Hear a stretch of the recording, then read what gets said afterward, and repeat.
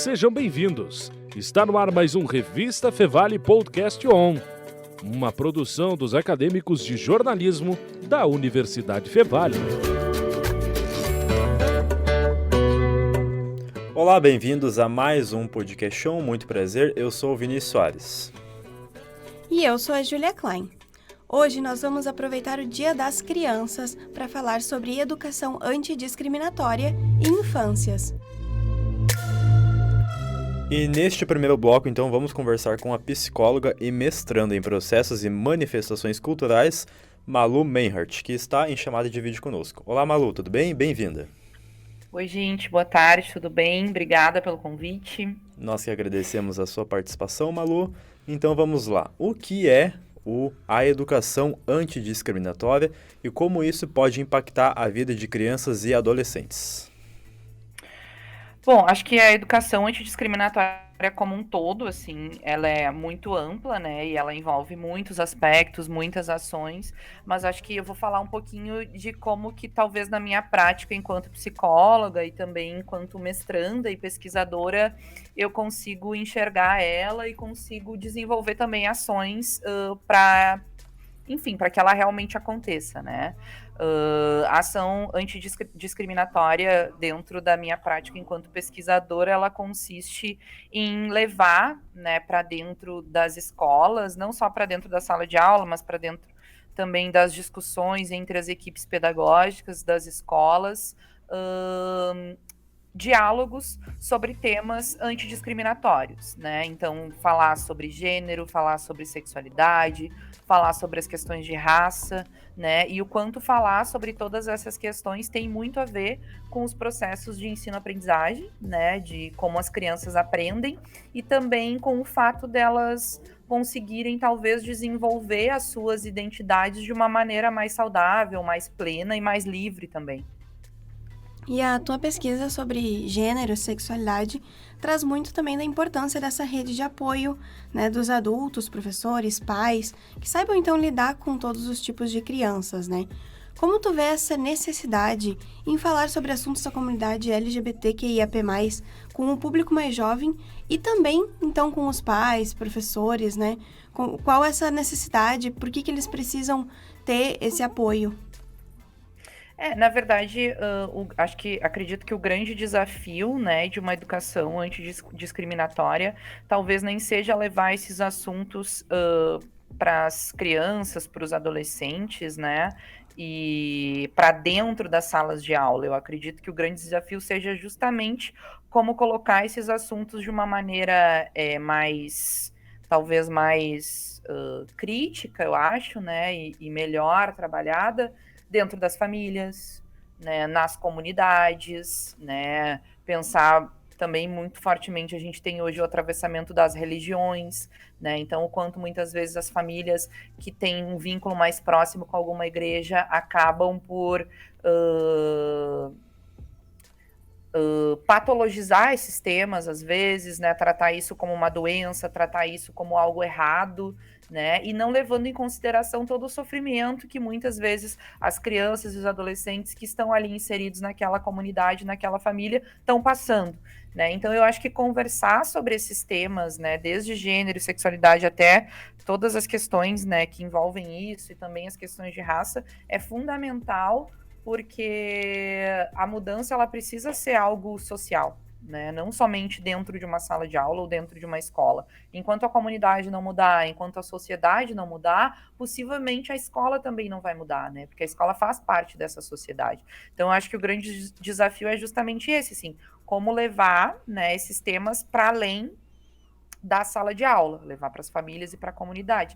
E eu acho que, de alguma maneira, as ações antidiscriminatórias nas escolas buscam isso, né? As palestras que a gente faz com as equipes pedagógicas, os diálogos, né? As formações com as equipes pedagógicas buscam também fornecer ferramentas para essas equipes, de alguma maneira, conseguir chegar mais perto das famílias, né? Conseguir chegar mais perto da comunidade, articular a comunidade com a escola, né, e pensar em como fazer essa criança não somente aprender de uma maneira mais saudável, mas também ser mais feliz, ser mais livre, né, e conseguir dentro da escola também se desenvolver, né, e praticar esse desenvolvimento fora da escola também. E Malu, tu falou aí um pouco sobre as ações que podem ser feitas dentro das escolas e que também é importante falar sobre isso fora das escolas. O que tu indica sobre essas pequenas ações que podem fazer grande diferença na rotina familiar mesmo ali dos responsáveis para com essas crianças? Eu acho que é difícil, assim, indicar, né, ou, enfim, sugerir alguma coisa, assim, mas eu acho que a nossa aposta, né, enquanto grupo de pesquisa, né, e pesquisadores deste tema que tentam levar esses temas para dentro da escola é justamente investir no diálogo, né, investir em... Quando se trabalha esse tema nas escolas, de alguma maneira as famílias são obrigadas a lidar com isso. Né? Quando isso é uma realidade dentro da escola, de alguma maneira as famílias e as comunidades também precisam olhar para isso, né? Porque a escola faz parte dessa sociedade. Então, um exemplo prático, assim, por exemplo, né, para ficar mais concreto. Quando, por exemplo, a escola não faz mais Dia dos Pais ou Dia das Mães e faz o Dia da Família, né, é uma forma de abranger todas as formas de família. Né, as famílias que têm somente uma mãe, as famílias que têm uma mãe e uma avó, as famílias que têm 2 pais, as famílias que têm 2 mães, né? Então eu acho que são essas pequenas ações assim mais concretas que talvez na prática façam as famílias refletirem, né? Pensarem e talvez ressignificarem os seus conceitos. O conceito de família é um deles, por exemplo. E Malu, na tua pesquisa, tu fala também sobre a tua experiência, né? O que teria mudado na tua infância se tu tivesse uma rede de apoio mais preparada?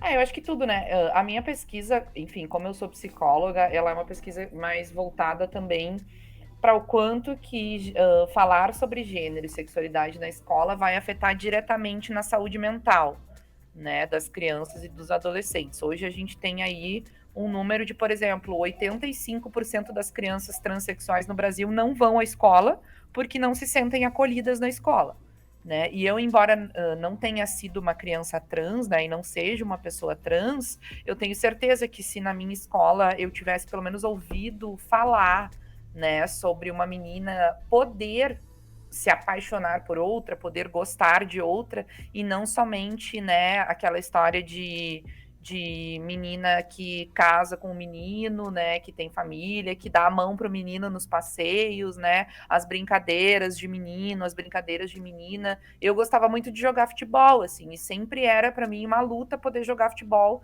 na educação física, porque as meninas não jogavam, né, porque não era coisa de menina, e aí eu sempre tinha que jogar no meio dos meninos, e sempre era uma questão, assim, né, de por que eu tinha que jogar no meio dos meninos, assim.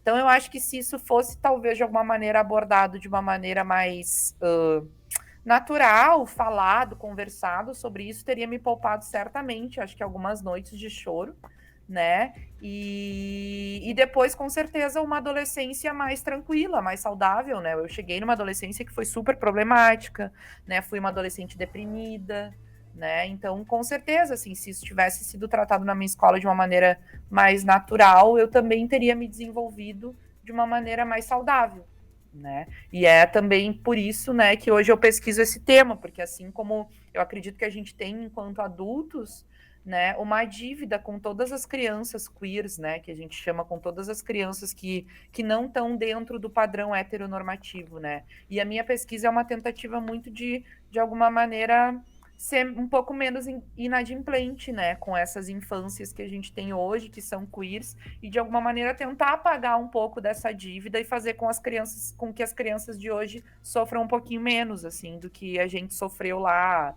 25 anos atrás, né? Eu tenho 30, então há 25, 20 anos atrás.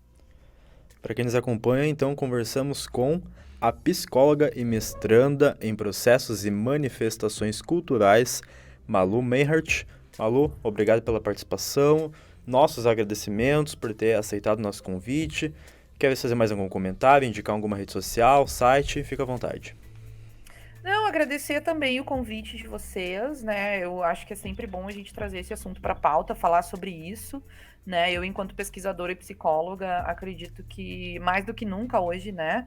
A gente está em tempos de falar e de defender realmente uma educação que seja antidiscriminatória, que leve esse assunto para as pautas, né? E não apenas, eu acho, com o processo de ensino-aprendizagem, mas porque tem muita criança que morre em função disso, né? Tem muita criança que não vai à escola em função disso. Então, acho que é uma questão mesmo de salvar vidas, muitas vezes, assim.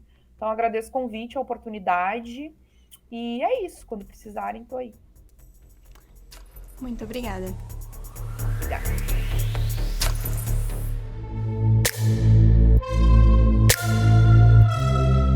E seguindo nosso episódio sobre o Dia das Crianças, temos conosco o jornalista e mestre em processos e manifestações culturais pela Fevale, Michael Costa. Tudo bem, Michael? Olá, Júlia, tudo bem com você? Tudo bem, Vinícius? E aos ouvintes, né, do programa de rádio da Fevale. Boa tarde. Então vamos lá, Michel.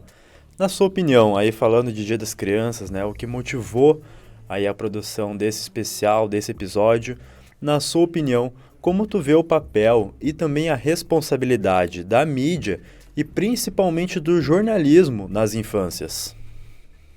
Na verdade, é um grande desafio, né, a gente falar sobre comunicação, em especial do jornalismo e relacioná-lo com a infância, porque às vezes essa fase da vida que a gente costuma também nem usar mais como fase, né, essas vidas, né, infantis, elas muitas vezes são invisibilizadas, né, elas não são vistas pela mídia, elas são destratadas de uma maneira que a gente trata a criança como se fosse um mini adulto, né.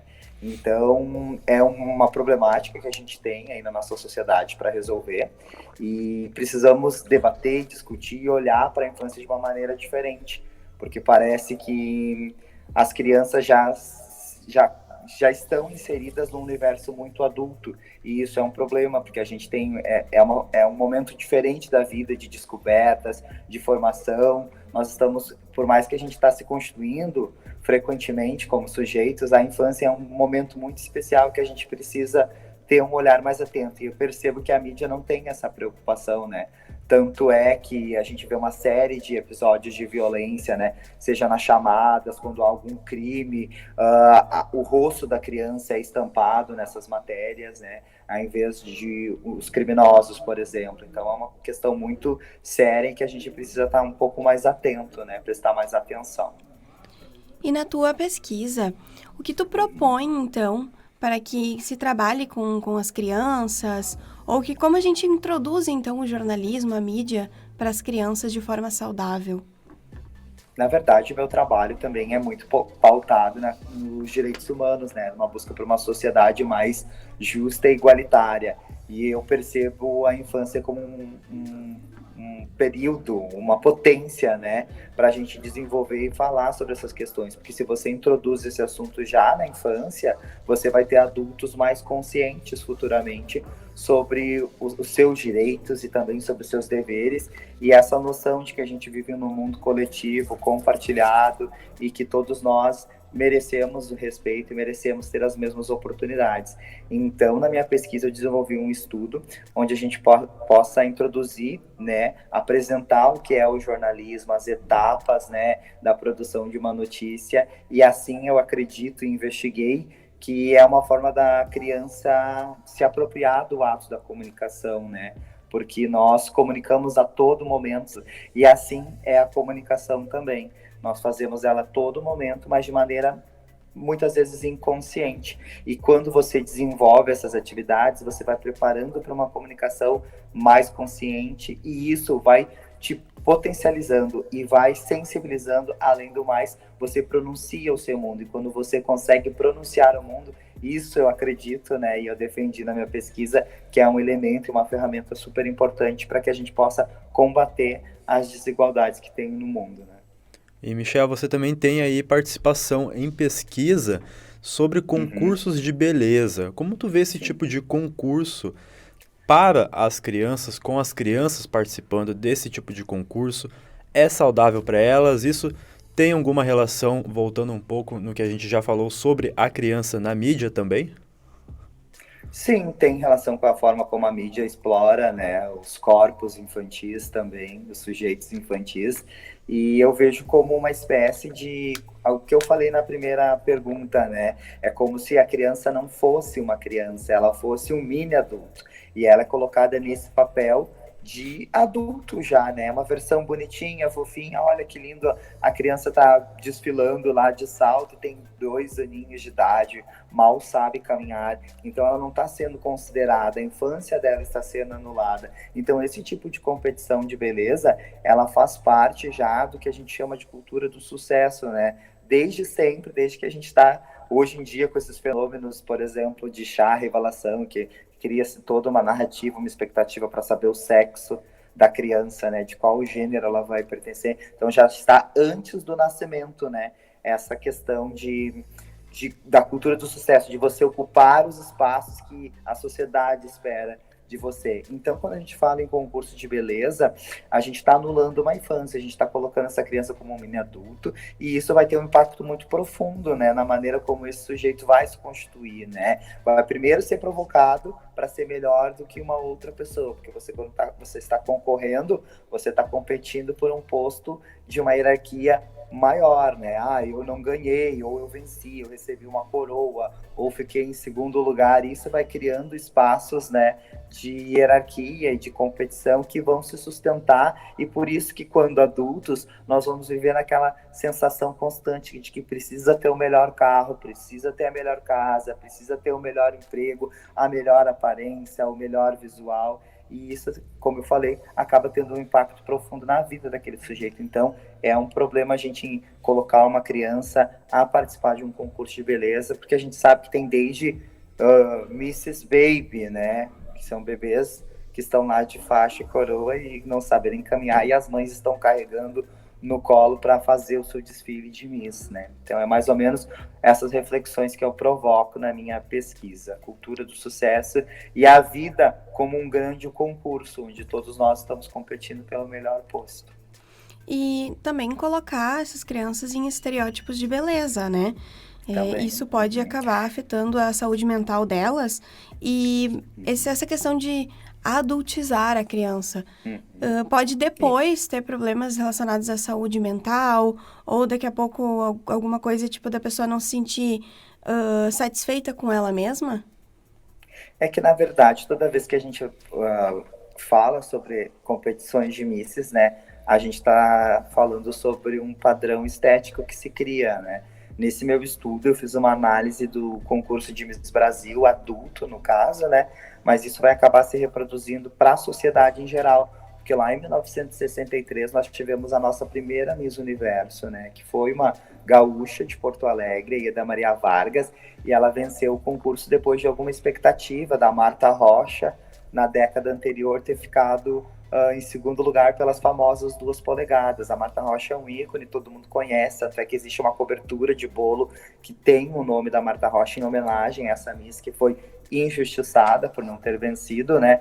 Mas quando a Ieda Maria Vargas vence, o Miss Universo se torna a nossa primeira vencedora a trazer a coroa, né, para o país, se cria então um estereótipo de o que é ser bonita e o que é qual é a chance de uma brasileira vencer quando vai ao Miss Universo. A Ieda Maria Vargas tinha olhos claros, eram esverdeados, pele branca, cabelo preto, bem escuro. E aí, de 63 até os anos 80, final dos anos 80, ali a gente vai ter uma reprodução desse padrão, que se chama Síndrome Ieda Maria Vargas, né? Porque todas as Misses Brasil seguiram esse perfil. Aí nós tivemos alguns anos de loira, mas agora, até a década passada, até o ano de 2013, a gente continuou tendo todo esse perfil. E como é que isso impacta também na infância? Porque uma criança, uma menina negra, por exemplo, que está na frente da TV assistindo um concurso de Miss, por exemplo, ela vai entender que aquilo é ser bonita, aquele é o padrão de beleza para você ser amada, para você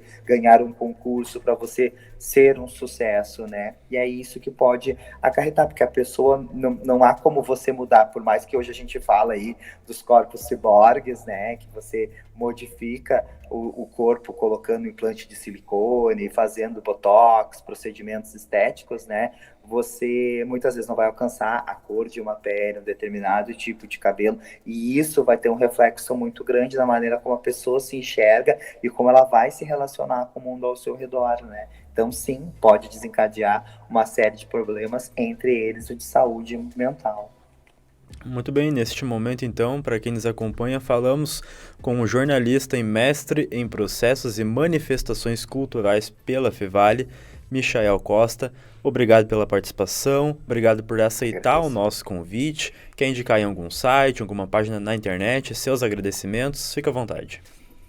Eu costumo sempre recomendar o site do Criança na Mídia, né, que é um grupo de pesquisa da própria Universidade Fevale, que é coordenado pela professora Saraí Schmidt, e todas essas discussões, a minha e de muitos outros pesquisadores, estão apresentadas e concentradas neste site que é criançanamidia.com.br. Meu agradecimento a vocês, à Rádio Fevale, pelo convite, foi uma satisfação estar com vocês nessa tarde.